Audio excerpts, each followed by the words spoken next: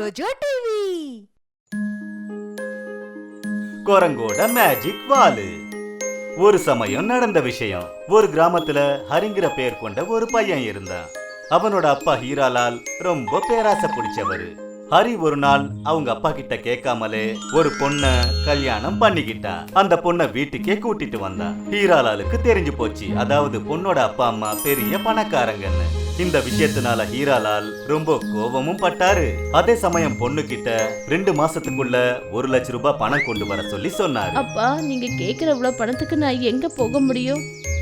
அந்த மருமக எவ்வளவோ சொல்லி பார்த்தா, ஆனா ஹீராலால் அத கொஞ்சம் கூட காது கொடுத்து கேட்கல. ஒரு நாள் ஹீராலாலோட மருமக அவரோட பையன் கிட்ட எல்லா விஷயத்தையும் சொன்னா. நீ எதுக்கும் கவலைப்படாத, எல்லாமே சரியாயிடும். ஹரி சொல்றத கேட்டுக்கிட்டு அவனோட மனைவி எவ்வளவோ பொறுத்து போறதுக்கு முயற்சி பண்ணா. அங்க அவளோட மாமனார் ஹீராலால் அவளை சும்மா எப்ப பார்த்தாலும் ஏதாவது சொல்லிக்கிட்டே இருப்பாரு. அவளை போய் 2 லட்சம் ரூபாய் அவங்க அப்பா கிட்ட வாங்கிட்டு வர சொல்லி சொல்லுவாரு. எப்படியோ 2 மாசம் கடந்து போச்சு. ஹரியோட மனைவியால பணம் கொண்டு வர முடியல.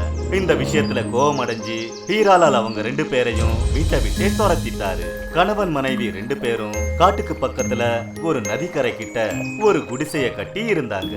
ஒரு நாள் ஒரு வயசான அம்மா மயக்க நிலையில இருந்தத ஹரியோட மனைவி பார்த்தா. அவங்களுக்கு அவ உதவி செஞ்ச. அவங்களுக்கு குடிக்க தண்ணி கொடுத்தா. அம்மா, ஏதாவது வயிற்றுக்கு சாப்பிடுங்க, நீங்க பார்க்கறதுக்கு ரொம்ப வீக்கா இருக்கீங்க. இங்க பாருமா மகளே, உன்னோட இந்த உதவியை நான் எப்படி மறக்க முடியும்? நீ என்னோட உயிரை காப்பாத்தி இருக்க. சொல்லுமா, உனக்கு என்ன வேணும்? எனக்கு எதுவும் வேண்டாங்கம்மா. அட, அது எப்படி வேணான்னு சொல்லுவேன்? எனக்கு மாயம் பண்ண தெரியும். இந்த பரிசு உனக்காக. குரங்கா? ஆமா, இது குரங்குதான். இது ஒன்றும் சாதாரண குரங்கு இல்ல. இதோட வாலு தங்க வாலு. அப்புறம் தினமும் இது தங்கமா மாறிடும். சாயந்தரத்துல இத வெட்டிடு. உனக்கு எவ்வளவு பணம் தேவைப்படுதோ அந்த தங்கத்தை வித்து அதை நீ பணமா ஆக்கிக்கலாம் கண்ணு. அந்த வயசான அம்மா உடம்பு குணமானதும் அவங்க மறுபடியும் காட்டை நோக்கி போனாங்க. ஹரியும் அவனோட மனைவியும் ரொம்ப சந்தோஷப்பட்டாங்க. அந்த செல்ல குரங்கு அவங்களுக்கு தினமும் ஒரு நீளமான வாழை கொடுத்தது. அவங்க அந்த வாழை வெட்டி நகரத்துல கொண்டு போய் அதை வித்துட்டு வருவாங்க. மெல்ல மெல்ல அவங்க பெரிய பணக்காரங்கள் ஆயிட்டாங்க. ஹரியோட அப்பாவுக்கு இந்த விஷயம் தெரிஞ்ச உடனே நேரா அவங்க வீட்டுக்கு போயிட்டாரு. ஹரியும் அவனோட மனைவியும் அவர்கிட்ட எல்லா விஷயத்தையும் சொல்லிட்டாங்க. ஹரியோட அப்பா அவங்க 2 பேரையும் சமாதானப்படுத்தி வீட்டுக்கு கூட்டிட்டு போக நினைச்சாரு. ஆனா ஹரி அதுக்கு ஒத்துக்கல. அவனோட மனைவி சொன்னா, அப்பா, நாங்க இங்க நல்லபடியா இருக்கோம்ப்பா. எங்களுக்கு இங்க இருக்கிறதுக்கு தான் மனசுக்கு பிடிச்சிருக்கு. நாங்க உங்களை அடிக்கடி பார்க்க வந்துகிட்டு இருப்போம். ஹீராலால் அங்கிருந்து கோபத்தோட கிளம்பி போயிட்டாரு. அப்புறம் ராத்திரி வந்து குரங்க திருடிக்கிட்டு போனாரு. ஆனா அவருக்கு ஒரு விஷயம் தெரியாது. யாராவது அந்த குரங்க திருடிக்கிட்டு போனா அவங்க கழுதையா மாறுவாங்கன்னு தெரியாது. மறுநாள் ஹரியும் அவனோட மனைவியும் குரங்க தேடிக்கிட்டு அவங்களோட அப்பா வீட்டுக்கு வந்து சேர்ந்தாங்க. அங்க அவங்க அந்த வயசான அம்மாவை பார்த்தாங்க. ஹீராலால் பார்த்துக்கிட்டே இருந்தாரு. அவர் செஞ்ச தப்ப நினைச்சு ரொம்ப வருத்தப்பட்டாரு. குரங்கு மறுபடியும் அந்த வயசான அம்மா கூடயே போயிடுச்சு. அப்புறம் ஹீராலால் மறுபடியும் மனுஷ ரூபத்துக்கே வந்தாரு. அவர் செஞ்ச தவற நினைச்சு அவர் ரொம்பவே வருத்தப்பட்டாரு. பேராசப்பட்ட அதோட விளைவு ரொம்ப மோசமா தான் இருக்கும். ஒரு நாள் கழுகுக்கு சாப்பிடுறதுக்கு எதுவுமே கிடைக்கல. அது அங்க இங்கன்னு காடு முழுக்க சுத்தி வந்துருச்சு. ஆனா சாப்பிடுறதுக்கு அதுக்கு எந்த ஒரு ஜீவனும் கிடைக்கல. அது மனசுல என்ன நினைச்சதுன்னா, என்னடா கொடுமை இது? 4 நாளா நானும் சுத்தி வரேன், அடிப்பட்ட எந்த ஒரு உயிரினமும் கிடைக்கல, வாட்ட சாட்டமான ஒரு உயிரினமும் கிடைக்கல. ஆனா இதுங்களுக்கெல்லாம் என்ன ஆச்சுன்னே தெரியலையே. அநேகமா ஏதாவது ஒரு பிளான் பண்ணணும். பறந்துகிட்டு இருக்கும் போது கழுகுக்கு ஒரு மீனும் தவளையும் தெரிஞ்சது. அவங்க 2 பேரும் நல்ல நண்பர்கள். கழுகு தன்னோட உடம்புல தங்க நிறத்தை பூசிக்கிச்சு. அப்புறம் அது தண்ணி கிட்ட வந்து உக்காந்தது. அது தண்ணிய குடிச்சுக்கிட்டே தவளை கிட்ட என்ன சொல்லிச்சுன்னா, வாவ், ஆனந்தமா இருக்கு. தவளை கழுகு கிட்ட கேட்டுச்சு, உனக்கு ரொம்ப தாகமா இருந்துச்சா? அதனால தான் இப்படி சொல்றியா? தாகமா தான் இருந்தது, ஆனா நல்ல பசியும் எடுக்குது. அப்புறம் நான் என்ன யோசிக்கிறேன்னா, இனிமே என்ன ஒரு கஷ்டம் இருக்கு. நான் ரொம்ப சீக்கிரத்துல என்னோட கடைசி நிலைய போய் அடைய போறேன். கடைசி நிலையா? அது என்னது? தவளை கழுகு கிட்ட கேட்டுச்சு.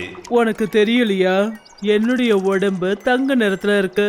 நான் ஒன்றும் சாதாரண கழுகு இல்ல, தங்க மாய கழுகு. எந்த உயிரினத்தை நான் சாப்பிடுறேனோ அது அடுத்த நிமிஷமே மனுஷனா மாறிடும். அப்புறம் ஒரு பெரிய ராஜாவா அது மாறிடும். அப்படியா? இதான் விஷயமா? அப்ப நீ என்ன சாப்பிட்டுடு? 2 பேரும் பேசுனத மீன் கேட்டுடுச்சு. அப்புறம் அந்த மீன் வந்து தவளை கிட்ட சொல்லுச்சு, இங்க பாரு, நான் உன்கிட்ட கொஞ்சம் தனியா பேசணும். ஆனா நான் வந்து என்ன பலி கொடுக்க போறேன். அதுக்கப்புறமா நான் மனுஷனா மாறிடுவேன். அதுக்கப்புறம் நான் உன்கிட்ட பேசுறேன். இல்ல நான் இப்பவே உன்கிட்ட பேசியாகணும். ஏய் முட்டாள், நீ உன் உயிரையே கொடுக்க துணிஞ்சிட்டியா? இவ்வளோ பெரிய விஷயத்தை செய்யறதுக்கு முன்னாடி கொஞ்சம் சோதிச்சு பாரு, இந்த கழுகு உண்மையான தங்க கழுகா இல்லையான்னு. ஆனா நான் அதை எப்படி கண்டுபிடிக்கிறது? இதை தள்ளி விடுவோம். இது தண்ணீர்ல விழுந்ததுக்கு அப்புறம் இதோட நிறம் மாறுதா இல்லையான்னு பார்ப்போம். அப்படியா? இதான் விஷயமா? அப்ப நீயே அதை பண்ணு. அது கோவப்பட்டுட போகுது. அப்புறம் அது என்ன மனுஷனா மாத்துறேன்னு என்கிட்ட வாக்கு கொடுத்துருக்கு. அந்த மீனோட உருவம் ரொம்பவே பெருசு. அது வேணுமுன்னே அந்த கழுக தண்ணிக்குள்ள இழுத்துச்சு. தண்ணிக்குள்ள விழுந்ததுமே கழுகோட மொத்த தங்க நிறமும் தண்ணியில கரைஞ்சிருச்சு. அப்புறம் அது அசல் உருவத்துக்கு வந்துருச்சு. ஓஹோ, நீ என்ன காரியம் பண்ணிட்ட அறிவு கட்ட மீனே? அதோட கோவத்தை பார்த்ததும் தவளையும் மீனும் அதிர்ச்சி ஆயிடுச்சுங்க. அப்ப நீ என்ன முட்டாளாக்க பார்த்திருக்க? என்ன சாப்பிட நினைச்சியா? இங்க இருந்து போயிடு. இன்னைக்கு மட்டும் என் நண்பன் இல்லாம போயிருந்தா நான் செத்தே போயிருப்பேன்ப்பா. தவளை தன்னோட மீன் நண்பனுக்கு நன்றிய சொல்லுச்சு. அப்புறம் கழுகு தன்னோட திட்டம் நிறைவேறாததால அங்கிருந்து திரும்பி போயிடுச்சு. வண்ண நிறங்கள் கொண்ட சிங்கம் ரொம்ப வருஷ காலமா அந்த காட்டுல இருந்தது. அதுக்கு அந்த காடு முழுக்க நல்ல மரியாதை இருந்தது. எல்லாருமே அது சொல்றத கேட்பாங்க. அந்த காட்டுக்கு மட்டும் இல்ல, அக்கம் பக்கத்துல இருக்கிற காடுங்களுக்கு கூட ஒரே ஒரு ராஜா தான். அதுதான் இந்த வண்ண நிறங்கள் கொண்ட சிங்கம். ஆனா ஒரு நாள் அதிகாலையில ஒரு வெள்ளை நிறத்து சிங்கம் அந்த காட்டுல தெரிஞ்சது. வண்ண நிறத்து சிங்கத்துக்கிட்ட போய் குரங்கு ஒரு தகவல் சொல்லிச்சு. மகாராஜா, ஒரு வெள்ளை நிற சிங்கம் காட்டுக்குள்ள சுத்திக்கிட்டு இருக்கு. அப்புறம் அது சொல்லுது, இனிமே அதுதான் இந்த காட்டுக்கே ராஜாவா. என்ன சொன்ன? வெள்ள சிங்கமா? இது நல்ல விஷயம் கிடையாது. மகாராஜா, நான் கேள்விப்பட்டிருக்கேன். இந்த மாதிரி வெள்ளை சிங்கம் ஏதாவது ஒரு காட்டுக்குள்ள நுழைஞ்சிருச்சுன்னா அதுங்க ராஜாவை கொன்னுடுங்களாம். நீங்க கொஞ்சம் ஜாக்கிரதையா இருங்க. வாய மூடு முட்டாளே. இத கேட்டுட்டு என்ன சும்மா உட்கார்ந்துகிட்டு இருக்க சொல்றியா? இன்னைக்கு யுத்தம் நடந்தே தீரும். வண்ண நிறம் கொண்ட சிங்கம் தன்னோட மொத்த படையையும் கூட்டிக்கிட்டு வெள்ளை சிங்கம் முன்னாடி போய் நின்னுச்சு. வெள்ளை சிங்கம் யாருமே இல்லாம தனியா இருந்தது. ஆனா இங்க வண்ண நிற சிங்கத்துக்கிட்ட முழு படையும் இருந்தது. வெள்ளை சிங்கம் வண்ண நிற சிங்கத்துக்கிட்ட சொல்லிச்சு, உனக்கு தைரியம் இருந்தா தனியா வந்து என்கிட்ட சண்டை போடு. எப்படி இத்தனை மிருகங்களை எதுக்காக இங்க கூட்டிட்டு வந்திருக்க? உனக்கு பலமே கிடையாதா? இந்த விஷயத்தை கேட்ட உடனே வண்ண நிற சிங்கம் வெள்ளை சிங்கத்தை தாக்க ஆரம்பிச்சது. 2 பேருக்கும் நடுவுல பயங்கரமான யுத்தம் நடந்தது. அதுவும் விடாம நடந்தது. 2 பேரும் ஒருத்தரை ஒருத்தர் தாக்கிக்கிட்டாங்க. வெள்ளை சிங்கத்தோட பெரிய கர்ஜனை கொண்ட சத்தத்தை கேட்டதும் வண்ண நிற சிங்கம் கொஞ்சம் பயந்து போயிருச்சு. ஆனா அது தோல்விய ஒத்துக்கல. வெள்ளை சிங்கம் மிக பெரிய அளவுல வண்ண நிற சிங்கத்தை காயப்படுத்துச்சு. அப்புறம் அது மயக்கம் அடைஞ்சிருச்சு. அப்பதான் வெள்ளை சிங்கம் எல்லாரும் முன்னாடியும் சொல்லிச்சு, எல்லாரும் பாத்தீங்களா? உங்க ராஜாவை நான் எப்படி என்னோட பலத்தால அத விழ வச்சேன்னு பாத்தீங்களா? இனிமே நான் தான் உங்க எல்லாருக்குமே ராஜா. இந்த சிங்கத்தை தூக்கி வெளியில வீசுங்க. திமிர்ல வெள்ளை சிங்கம் இந்த மாதிரி பேசிக்கிட்டு இருந்தது. அப்ப திடீர்னு வண்ண நிற சிங்கம் எழுந்து மறுபடியும் வெள்ளை சிங்கத்தை தாக்கிச்சு. அப்புறம் இந்த முறை வெள்ளை சிங்கத்தை அது கொன்னுடுச்சு. காட்டுல இருந்த மொத்த மிருகங்களும் சத்தம் போட்டு கத்த ஆரம்பிச்சதுங்க. அப்புறம் தங்களோட ராஜாவை வாழ்க வாழ்கன்னு சொல்லிச்சுங்க. அடேங்கப்பா மகாராஜா, நீங்க இதை அடிச்சு கொன்னு துவம்சம் பண்ணிட்டீங்க. முடியாதுன்னு நினைச்ச விஷயத்தையும் நீங்க முடிச்சிட்டீங்க. எல்லாரும் ரொம்ப சந்தோஷமா இருந்தாங்க. அப்புறம் ராஜா சிங்கமும் கூட தான். ராஜா சிங்கம் வெள்ளை சிங்கத்தை நதியில தூக்கி வீசிச்சு. அப்புறம் தன்னோட பிரஜங்க கிட்ட சொல்லிச்சு, இன்னில இருந்து என்ன பார்த்து இப்படி சொல்லிடாதீங்க. என்னால உங்களை பாதுகாக்க முடியாது, போய் எங்கேயாவது ஒளிஞ்சிப்பேன்னு சொல்லாதீங்க. எந்த ஒரு பிரச்சனையா இருந்தாலும் சரி, சாகுற தருணத்துல கூட எந்த ஒரு பிரச்சனையையும் எதிர்கொள்ள நினைக்கிறேன். அப்பதானே நான் உங்க ராஜான்னு தகுதியோட சொல்லிக்கொள்ள முடியும். அவ்வளவு பெரிய விஷயத்தை கேட்டதும் அந்த காட்டுல மகிழ்ச்சி பரவ ஆரம்பிச்சது. முன்னா அழுதுகிட்டு இருந்தான். ராஜுவுக்கும் கிஷோரிக்கும் ஒரு குட்டி கண்ணன் பிறந்தான். அவங்க அவனுக்கு கிருஷ்ணான்னு பேர் வச்சாங்க. கிருஷ்ணா பார்க்க ரொம்ப அழகா இருந்தான். கிராமத்துல இருந்த குழந்தைங்கள்லாம் அவனை பார்க்கறதுக்காக வந்தாங்க. அவன் கிட்ட பேசவும் அவன் கூட விளையாடவும் வந்தாங்க. ஒரு நாள் பக்கத்து வீட்டு பெரியம்மா ரத்தா அந்த குட்டி செல்லம் கிருஷ்ணனுக்காக சாக்ஸ் தைச்சி கொண்டு வந்தாங்க. இங்க பாரு, நான் உன்னோட செல்ல பிள்ளை இந்த கிருஷ்ணனுக்கு ரொம்ப அழகான சாக்ஸை தச்சு கொண்டு வந்திருக்கேன். இதை அவனுக்கு போட்டு விடு. கண்டிப்பா போட்டு விடுறேன். நீங்க ரொம்ப பாசமா தச்சு கொண்டு வந்திருக்கீங்க. கிஷோரி ரொம்ப ஆசையா அந்த சாக்ஸ குட்டி கிருஷ்ணனுக்கு போட்டு விட்டாங்க. பெரியம்மாவும் சந்தோஷப்பட்டாங்க. ஐயோ பெரியம்மா, ரொம்ப அழகா சாக்ஸ் தச்சு கொண்டு வந்திருக்கீங்க. உட்காருங்க, நான் உங்களுக்காக டீ போட்டு கொண்டு வரேன். கிஷோரி பெரியம்மாவுக்கு டீ போட்டு கொண்டு வந்தா. கொஞ்ச நேரத்துக்கு அப்புறமா பெரியம்மா தன்னோட வீட்டுக்கு புறப்பட்டு போனாங்க. சாயந்தரம் ராஜு தன்னோட வீட்டுக்கு திரும்பி வந்தபோது அந்த குட்டி கிருஷ்ணனை தூக்கி கொஞ்ச ஆரம்பிச்சாரு. அப்புறம் அவரு தன்னோட மனைவி கிட்ட ஒரு மூட்டையை கொடுத்து சொன்னாரு, ஹே கிஷோரி, இங்க பாரு, இன்னைக்கு நம்ம செல்லத்துக்கு நிறைய துணிமணியும் சாக்ஸும் கொண்டு வந்திருக்கேன். குளிர்காலம் வரப்போகுது இல்லையா? அட, நீங்களும் சாக்ஸ் வாங்கிட்டு வந்திருக்கீங்களா? அங்க பாருங்க, நம்ம செல்லம் கால்ல இருக்கே அந்த சாக்ஸ், அத பக்கத்து வீட்டு பெரியம்மா தான் கொண்டு வந்து கொடுத்துட்டு போனாங்க. அடேங்கப்பா, இது உண்மையிலேயே ரொம்ப அழகா இருக்கு. ஆனா இப்ப என்னோட செல்ல கிருஷ்ண அவங்க அப்பா கொண்டு வந்த சாக்ஸ மட்டும்தான் போட்டுக்குவான். எடு எடு, பையில இருக்கு, சீக்கிரமா எடு. ராஜு உடனே புது சாக்ஸ தன்னோட செல்லத்துக்கு போட்டு விட்டுட்டு சாப்பிட உட்கார்ந்தாரு. புருஷன் பொண்டாட்டி 2 பேரும் நிம்மதியா சாப்பிட்டுக்கிட்டு இருந்தாங்க. அப்பதான் அந்த குட்டி கிருஷ்ணன் ரொம்ப சத்தம் போட்டு அழ ஆரம்பிச்சான். அட, அவன் எதுக்காகங்க அப்படி அழறான்? அதான் தெரியல. நீ சீக்கிரமா சாப்பிட்டு முடிச்சிட்டு போய் அவனை தூங்க வை. ராஜுவும் கிஷோரியும் ராத்திரி முழுக்க தூங்காம முழிச்சுக்கிட்டு இருந்தாங்க. ஏன்னா அவங்களுடைய குட்டி பையன் கிருஷ்ணன் அழுகைய நிறுத்துற மாதிரியே தெரியல. அப்பதான் பக்கத்து வீட்டு பெரியம்மா அவனோட அழுக சத்தத்தை கேட்டு வந்தாங்க. அடடா, என்ன ஆச்சு? கிஷோரி, உன்னோட புள்ள ராத்திரி முழுக்க அழுதுகிட்டே இருந்தான். எனக்கு கையும் ஓடல, காலும் ஓடல. சரி, என்னம்மா ஆச்சு? அதான் தெரியற பெரியம்மா, ராத்திரி முழுக்க அழுதுகிட்டே இருந்தான். நான் இவனுக்கு பால் கூட குடிக்க கொடுத்தேன். இவனை தூங்க வைக்க ரொம்ப முயற்சி பண்ணேன். ஆனா இவன் அழுகிய நிறுத்தவே இல்லை. சரி சரி, அவனை என் கையில கொடு. பெரியம்மா குழந்தைய தன்னோட கையில தூக்கினாங்க. அவங்க பார்த்தாங்க, அவன் புது சாக்ஸ் போட்டுக்கிட்டு இருந்தான். பெரியம்மா அதை உடனே கழட்டினாங்க. அப்பதான் கிஷோரி சொன்னா, ஐயோ பெரியம்மா, அதை கழட்டாதீங்க. இவனோட அப்பா தான் நேத்து ராத்திரி இவனுக்காக புது சாக்ஸ் வாங்கிட்டு வந்தாரு. அதெல்லாம் ஒரு பிரச்சனையும் கிடையாதுமா. முதல்ல இங்க கொஞ்சம் பாரு. இப்பெல்லாம் மார்க்கெட்ல விக்கிற சாக்ஸ்ல எந்த மாதிரி எலாஸ்டிக் எல்லாம் சேர்க்கறாங்கன்னு தெரியல. கிருஷ்ணனோட காலை பாரு, மொத்தமா செவந்து இருக்கு. ஐயோ ராமா, ஏன் பெரியம்மா, இதனாலதான் இவன் அழுதுகிட்டு இருந்தானா?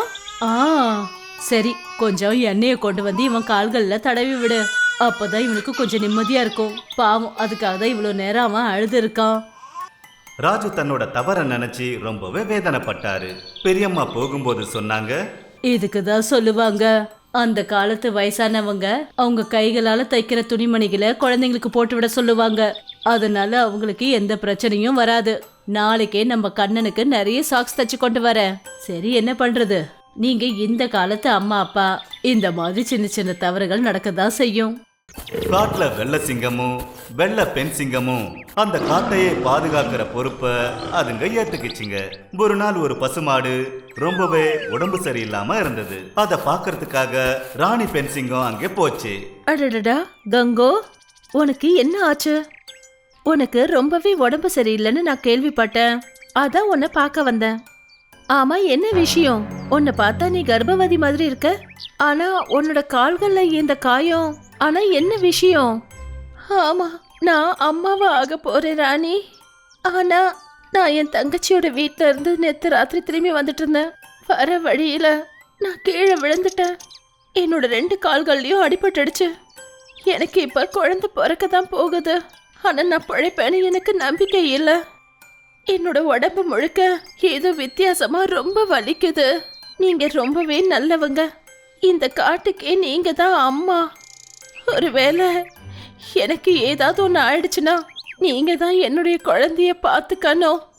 இப்ப அந்த பசுமாடு பேசிக்கிட்டு தான் இருந்தது. ஆனா அது கண்ணுக்குட்டி போட்ட உடனே திடீர்னு தன்னோட உயிரை தியாகம் பண்ணிச்சு. வெள்ளை பெண் சிங்கத்துக்கு கண்ணுக்குட்டிய பார்த்த உடனே அது மேல பாசம் ஏற்பட்டுச்சு. அது அந்த கண்ணுக்குட்டிய தூக்கிக்கிட்டு தன்னோட குகைக்கு வந்துச்சு. ராத்திரி பகலுன்னு அந்த பெண் சிங்கம் கண்ணுக்குட்டிய பார்த்துக்கிச்சு. பல வருஷங்களும் கடந்துருச்சு. ராஜா சிங்கமும் ராணி சிங்கமும் முதிர்ச்சி அடைஞ்சதும் பசுமாடோட கண்ணுக்குட்டி அவங்கள தன்னோட அப்பா அம்மா ரூபத்துல எப்பவும் நினைச்சுக்கிட்டு இருந்தது. அவங்களுக்கு தேவையான சேவைகளையும் செஞ்சது. ஒரு நாள் பசுமாடோட கண்ணுக்குட்டி கிட்ட ஒரு சிங்கம் என்ன சொல்லுச்சுன்னா, அட, நீ ராஜாவையும் ராணியையும் அப்பா அம்மான்னு நினைச்சுக்கிட்டு இருக்கியா? முட்டாள், நீ ஒரு பசுமாடு. உன்னோட அம்மாவும் பசுமாட தானே இருக்கணும். நீ ரொம்பவே தப்பு பண்ணிட்டு இருக்க. இப்ப நீ பெரியவன் ஆயிட்ட, நல்ல வாட்ட சாட்டமா ஆயிட்ட. ஒரு நாள் அவங்க உன்னை சாப்பிட்டுடுவாங்க. என்னமோ பாத்துக்கோப்பா. இதுக்கு மேல ஒரு வார்த்தை பேசுன நீ அவ்வளவுதான். என்னோட அப்பா அம்மா ரொம்பவே நல்லவங்க. அப்புறம் அவங்க என்னோட அப்பா அம்மா. எனக்கு இவ்வளவுதான் தெரியும். குழந்தையில இருந்து அவங்க எனக்கு பால் ஊட்டி இருக்காங்க, என்னை கவனிச்சுக்கிட்டாங்க. நான் அவங்கள என்னோட அப்பா அம்மாவா மட்டும் இல்ல, என்னோட தெய்வங்களா தான் நான் அவங்கள நினைக்கிறேன். அவங்க நிச்சயமா என்னை சாப்பிட மாட்டாங்க. அப்படி என்ன சாப்பிடணும்னு நினைச்சிருந்தா குழந்தையிலேயே என்ன சாப்பிட்டுருப்பாங்க. அவங்கள போல நல்லவங்க இந்த உலகத்துல யாருமே கிடையாது. இந்த விஷயத்த வெள்ளை பெண் சிங்கம் கேட்ட உடனே அது கண் கலங்க ஆரம்பிச்சது. கண்ணா, உண்மையிலேயே நீ எங்க மேல அந்த அளவுக்கு அன்பு வச்சிருக்கியா? ஆமாமா, நான் உங்க மேலேயும் அப்பா மேலேயும் நிறைய அன்பு வச்சிருக்கேன். இப்படி சொன்னதுமே அந்த மாட்டை பெண் சிங்கம் கட்டி அணைச்சிக்கிச்சு. நான் கிளி பச்சை நிறத்துல இருப்பேன். மிட்டுங்கிற பேர் கொண்ட ஒரு கிளி ஒரு அடர்ந்த காட்டுல பெரிய மரத்துல இருக்கும். மிட்டு கிளியோட மூக்கு சிகப்பு நிறத்துல இருக்கும். அப்புறம் அது என்னமோ பச்சை நிறத்துல இருக்கும். அது பார்க்கறதுக்கு ரொம்ப அழகா இருக்கும். அதை பார்க்கறவங்க எல்லாரும் அதோட அழக பாராட்டுவாங்க. எந்த மரத்துல அது இருக்கோ அதோட இலைகளும் பச்சை நிறத்துல தான் இருக்கும். ஒரு நாள் ஒரு மயில் வந்து மிட்டு கிளி கிட்ட என்ன சொல்லுச்சுன்னா, எப்படி இருக்கிற மிட்டு கிளி? நான் நல்லா இருக்கேன். நீ பார்க்க ரொம்ப அழகா இருக்க. நீ ஏண்டா இங்க பாரு, உன்னோட நிறம் எவ்வளவு பளிச்சுன்னு இருக்கு. இப்ப நீ பெருசாயிட்டல்ல. நிஜமாவா? ஆமா. சரி, அப்ப நான் கிளம்புறேன். கொஞ்ச நேரத்துக்கு அப்புறம் ஒரு பூனை அதை பார்க்க வந்துச்சு. எப்படி இருக்கிற மிட்டு கிளியே? ஆமா, என்ன படிக்கிட்டு இருக்க? ஒன்னும் இல்ல, நான் மரத்துல உட்காந்து கொய்யா பழம் சாப்பிட்டுட்டு இருக்கேன், அவ்வளவுதான். நீங்க எப்படி இருக்கிறீங்க பூனை ராணியே? நானும் நல்லா இருக்கேன். நானும் போறேன். எங்கேயாவது எனக்கு பால் கிடைச்சா ரொம்ப சந்தோஷமா இருக்கும். ரொம்ப நாளா நான் பாலே குடிக்கல. இங்க பாரு மிட்டு கிளியே, நீ பார்க்கறதுக்கு ரொம்ப அழகா இருக்க. நிஜமாவா? ஆ. கொஞ்ச நேரத்துக்கு அப்புறம் ஒரு குயில் அதை பார்க்க வந்துச்சு. மிட்டு கிளியே, நீ பார்க்கறதுக்கு எவ்வளவு அழகா இருக்க. அந்த கடவுள் உனக்கு எவ்வளவு அழகான நிறத்தை கொடுத்துருக்காரு. அப்புறம் நீயும் ரொம்ப இனிமையா பேசுற. என்ன பாரு, நான் பாட்டு நல்லா பாடுவேன். ஆனா என்னோட உடம்பெல்லாம் கருப்பா இருக்கு. யாருக்குமே என்ன பிடிக்க மாட்டேங்குது. எல்லாருக்கும் என்னோட குரல் தான் பிடிச்சிருக்கு. மிட்டு கிளிக்கும் குயிலுக்கும் ஒரு நல்ல நட்பு இருந்தது. மிட்டு கிளி ரொம்ப சோகமா உட்கார்ந்து இருந்தது. அதனால தான் குயில் கேட்டுச்சு. அது சரி, நீ எதுக்காக இவ்வளவு சோகமா உட்காந்துருக்க? என்ன விஷயம்? மிட்டு, என்கிட்ட சொல்லு. நான் ரொம்ப அழகா இருக்கேன், ஆனா என்னால ஏன் என்னைய பாத்துக்க முடியல? எல்லாரும் என்னோட நேரம் ரொம்ப அழகா இருக்குன்னு சொல்றாங்க, ஆனா என்ன நானே இது வரைக்கும் பார்த்துக்கிட்டதே கிடையாது. இதான் விஷயமா? அப்ப சரி, என் கூட வா. குயில் அதை குளத்துக்கிட்ட கூட்டிக்கிட்டு போச்சு. அப்புறம் சொல்லுச்சு, இப்ப கவனமா நீ அந்த தாமரை இலையில போய் உட்காரு. அப்புறம் கவனமா இந்த குளத்துக்கு நடுவுல பாரு. அந்த தண்ணிக்குள்ள உன்னோட முகம் உனக்கு தெரியும். நிஜமாவா? ஆமா. மிட்டு கிளியும் அந்த குயில் சொன்னதை கேட்டு அதே மாதிரி செஞ்சது. அது தன்னைத்தானே தண்ணியில பார்க்க முடிஞ்சது. அப்புறம் யோசிச்சது, நிஜமாவே என்னோட நேரம் ரொம்ப அழகா இருக்கு. நான் அதுக்கு அந்த கடவுளுக்கு தான் நன்றி சொல்லணும். இன்னைக்கு நான் என்ன நானே பார்த்துட்டேன். நன்றி குயிலே. ரெண்டு பேரும் ரொம்ப சந்தோஷமாயிட்டாங்க. அங்க இருந்து பறந்து போய் ரெண்டு பேரும் ஒரு மரத்துல உட்கார்ந்தாங்க. அந்த மரத்துல இன்னொரு கிளி உட்கார்ந்து இருந்தது. அப்போ விட்டு சொல்லிச்சு, அது சரி, நீ இந்த காட்டுக்கு புதுசா வந்திருக்கியா? நானும் புதுசுதான். நான் நகரத்துல இருந்து வந்திருக்கேன். அங்க என்ன ஒருத்தவங்க கைது பண்ணி வச்சிருந்தாங்க. நான் இப்பதான் இங்க வந்தேன். உன்னை பார்த்ததுல எனக்கு சந்தோஷம் நண்பா. நீ என்கிட்ட ஃப்ரெண்ட்ஷிப் வச்சுப்பியா? நிச்சயமா. இங்க பாரு குயிலே, இனிமே நான் குளத்துக்கு போக வேண்டிய அவசியமே இருக்காது. இப்பதான் எனக்கு புது நண்பன் கிடைச்சிட்டால, இவனை பார்த்தா நான் என்ன நானே பாத்துக்கிற மாதிரி தோணும். அதுவும் சரிதான். அப்புறம் இது போல மிட்டுக்கு ஒரு நல்ல நண்பன் கிடைச்சது. அப்புறம் அதுக்கும் புரிஞ்சு போச்சு, அதாவது கடவுள் அத உண்மையிலேயே ரொம்ப அழகா படைச்சிருக்காருன்னு. ஆடு ஓநாய்க்கு தாயானது. சந்தாவோட ஆடுங்க ரொம்ப அழகா இருந்தது, அப்புறம் புத்திசாலிங்களும் கூட. அதுங்கள ரொம்பவே புத்திசாலியான ஆடு கோலு ஆடு. கோலு ஆட்டுக்கு 2 குட்டி குட்டி ஆடுங்க இருந்தது. கோலு ஆடு தன்னோட குட்டி ஆடுங்களை கூட்டிக்கிட்டு புற்களை சாப்பிட்றதுக்கு மேல இருக்கிற மலைப்பகுதிக்கு அது போகும். அப்புறம் சாயந்தரம் திரும்பி அதோட வீட்டுக்கு அது வந்துடும். ஒரு நாள் ஆடு தன்னோட குட்டி ஆடுகளை கூட்டிக்கிட்டு வீட்டுக்கு திரும்பி வரும்போது பின்னாடியே வழி தவறிய ஓநாயோட குட்டி ஓநாய் அந்த ஆடுகளை பின்தொடர்ந்துச்சு. ஓநாயோட குட்டி தன்னோட வீட்டுக்கான வழியை மறந்து போச்சு. அது கண்ணுக்கு ஆடுதான் அம்மாவா தெரிஞ்சது. அதனால அது அதுக்கு பின்னாடியே போயிட்டு இருந்தது. வீட்டுக்கு போன உடனே சந்தா ஆடுகிட்ட என்ன சொன்னான்னா, ஆமா, நீ இன்னைக்கு யார கூட கூட்டி வந்திருக்க? இது என்ன உனக்கு ஆட்டோட குழந்தை மாதிரியா தெரியுது? ஆடு தலையாட்டிச்சு. எனக்கும் இது ஆட்டோட குழந்தை மாதிரி தான் தெரியுது. கோலு ஆடு அந்த ஓநாயோட குட்டிய தன்னோட குட்டிங்க மாதிரி பார்த்து வளர்க்க ஆரம்பிச்சது. ஒரு நாள் அது போற வழியில மலை பக்கமா போறப்ப ஒரு பெரிய கரடிய பார்த்துச்சு. கரடி அதுகிட்ட சொல்லுச்சு, ஆடு, இந்த ஓநாயோட குட்டியை எங்க கூட்டிட்டு சுத்துற? இது என்ன உனக்கு ஆட்டுக்குட்டி மாதிரி தெரியுதா? இது ஓநாயோட குட்டி. ஒரு நாளைக்கு அது உன்னோடைய குட்டிகளையே அது சாப்பிட்டுடும். அப்படியெல்லாம் ஒன்றும் ஆகாது. இது என்னுடைய செல்ல பிள்ளை ராஜா. இவன் என்னோட பசங்களை நல்லபடியா பாத்துக்கிறான். அப்புறம் இது ஒரு ஆட்டோட குழந்தை தான், ஓநாயோட குழந்தை இல்ல. ஆடு அத ஓநாயோட குட்டின்னு ஒத்துக்கிறதுக்கே மறுத்தடிச்சு. இப்ப அது மேல ரொம்ப பாசம் வைக்க ஆரம்பிச்சது. அப்படியே ஒரு அம்மாவை போல. மெல்ல மெல்ல காலமும் கடந்து போச்சு. அப்புறம் ஓநாயோட குட்டி பெருசாயிடுச்சு. ஆடுக்கு வயசாக ஆரம்பிச்சது. ஆனா அதோட குட்டிங்க பெருசாயிடுச்சு. இப்ப அதுக்கு புரிஞ்சிருச்சு, அதாவது உண்மையிலேயே இந்த குட்டி ஓநாயோட குட்டி தான்னு. ஒரு நாள் சாயந்தரம் ஆயிடுச்சு. ஆனா அதோட குட்டி ஆடுங்க வரவே இல்லை. அந்த ஓநாயோட குட்டியையும் காணோம். ஆடுக்கு ரொம்ப கவலை ஆயிடுச்சு. கோலு ஆடு என்ன யோசிச்சதுன்னா, ஒருவேளை என்னுடைய குழந்தைகளை யாராவது சாப்பிட்டுட்டாங்களா என்ன? சாயந்தரம் ஆயிடுச்சு, இருட்டிக்கிட்டு வருது. என் குழந்தைங்க இன்னும் திரும்பி வரல. என்ன ஆச்சுன்னு நான் போய் பார்க்கணும். சந்தா தன்னோட படிப்புல ரொம்ப பிஸியா இருந்தா. ஆட்டுக்கு தன்னோட குட்டி ஆடுங்க மேல ரொம்ப கவலையா இருந்தது. அது மலையை நோக்கி போக ஆரம்பிச்சது. போற வழியில அது கரடிய பார்த்துச்சு. என்னாச்சு? இந்த இருட்டுல நீ எங்க சுத்திக்கிட்டு இருக்க? என்னோட குழந்தைங்களாம் இன்னும் திரும்பி வரல. நிச்சயமா அந்த ஓநாய் அதுங்களை சாப்பிட்டுருக்கோம். நீ தானே அதை பெருசா வளர்த்து ஆளாக்கின. அந்த ஆட்டுக்கு ஓநாய் மேல சந்தேகம் வந்துருச்சு. அது ரொம்ப பயந்து போய் மலை மேல போச்சு. அங்க பார்த்தா ஓநாயோட குட்டி சிங்கத்துக்கிட்ட இருந்து ஆடுகளை காப்பாத்த சண்டை போட்டுக்கிட்டு இருந்தது. இந்த சண்டைய பார்த்த தாயாடு அதிர்ந்து போய் நின்னுச்சு. சிங்கம் அங்க இருந்து அலறி அடிச்சு ஓடி போச்சு. அந்த குட்டி ஓநாய்க்கு நிறைய காயம் பட்டுடுச்சு. அப்புறம் ஆடுகளோட குட்டி ஆடுகள் பாதுகாப்பா இருந்தது. அதை பார்த்துட்டு தாயாடு ஓநாய் மேல நிறைய அன்பை செலுத்துச்சு. என்ன மன்னிச்சிடு என் குழந்தையே. இன்னைக்கு இருட்டதுக்கு அப்புறம் கூட நீங்கெல்லாம் திரும்பி வரவே இல்லை. அதனால நான் உன்னை ரொம்பவே சந்தேகப்பட்டுட்டேன். ஆனா நீ உண்மையிலேயே நிரூபிச்சிட்ட, அதாவது நீ ஏன் குழந்தைதான்னு. என்ன மன்னிச்சிடு குழந்தையே. அந்த ஓநாய்க்கு ரொம்ப சந்தோஷம். அது தன்னோட அம்மாவுக்கு நன்றி கடனை செலுத்திச்சு. சோனாங்கிற பேர் கொண்ட ஒரு மாடு இருந்தது. அதோட மனைவி சில நாட்களுக்கு முன்னாடி தான் இறந்து போச்சு. இப்ப அது புதுசா ஒரு கல்யாணம் பண்ணிக்கிச்சு. ஆனா அதோட முதல் மனைவிக்கு ஒரு கண்ணுக்குட்டி மாடு இருந்தது. அதோட பேர் தான் கோலு. கோலு பார்க்க ரொம்ப அழகா இருக்கும். அது தன்னோட அம்மா மேல ரொம்ப பாசம் வச்சிருந்தது. ஆனா அது தன்னோட அம்மாவை இழந்ததுக்கு அப்புறம் அது எல்லா இடத்துலயும் தன்னோட அம்மா உருவத்தை தேடிக்கிட்டு இருந்தது. ஆனா அதுக்கு இன்னொரு அம்மா வந்த காரணத்தால அவங்க அம்மா கோலு மேல பாசத்தை காட்டின அளவுக்கு இன்னொரு அம்மாவால காட்ட முடியல.